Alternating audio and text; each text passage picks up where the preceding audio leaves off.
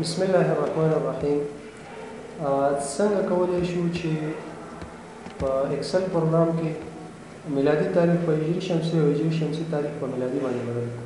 صحیح ده. دې لپاره وراشو ایکسل پروګرام به اوپن ایکسل پروګرام اوپن کوو، خو دې لپاره چې موږ دا بدل کړو یو فنکشن دې ته اډ کوو. صحیح ده. یو فایل دی هغه اول تاسو ډاونلوډ کوئ د فارسي ټولز په نوم باندې. دا فایل به تاسو ډاونلوډ کله مو چې ډاونلوډ کړ دا به د ایکسل پروګرام ته اډ کړئ. فایل ته به راشئ، فایل نه بعد به اپشنز ته راشئ، اپشن نه بعد چې دی اډین ته راشئ.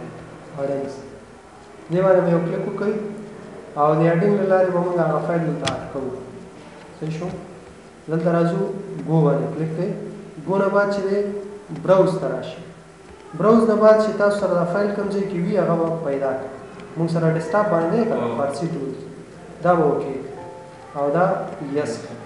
دلته فارسي ټولز راغی، سلیکټ شو ټیک مارک، دا به اوکې. دا ټولز موږ سره اډ. اوس که چېرته مثال فرض کا دلته ولیکئ چې نیم فرضاً شاګردان. صحیح ده. یو لیست برابر دی چې سټوډنټ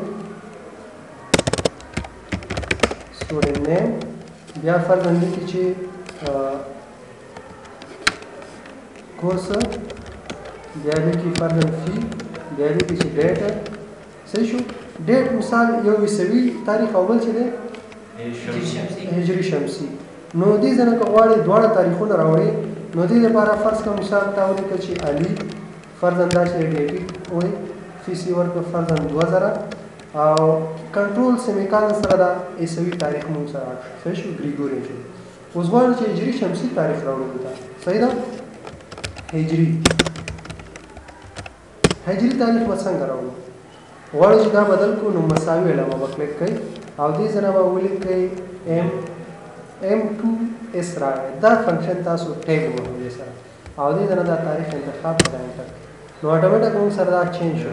ګورئ د نن ورځې تاریخ چې 1399 د 10/14 تاریخ. په دې طریقه کولی شو چې موږ دا تاریخ چینج کړو. که غواړو اوس بیرته همدغه تاریخ چینج کړو عیسوي ته یا میلادي ته، نو مساوي مخکې مو M2S لیکل، اوس به چې دی مساوي ولیکو S2M به ولیکو 2M او دې ځنه به دا هجري شمسي چې دی دا سلیکټ کړو، دا به انټر کړو. دې ډول سره موږ کولی شو چې تاریخ چینج راچینج کړو. ګوره 2021 دا ولې درېیم دی دا تاریخ چینج.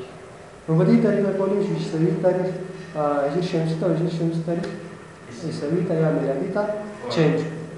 دې طریقه باندې موږ کولی شو. پوه شو په دې؟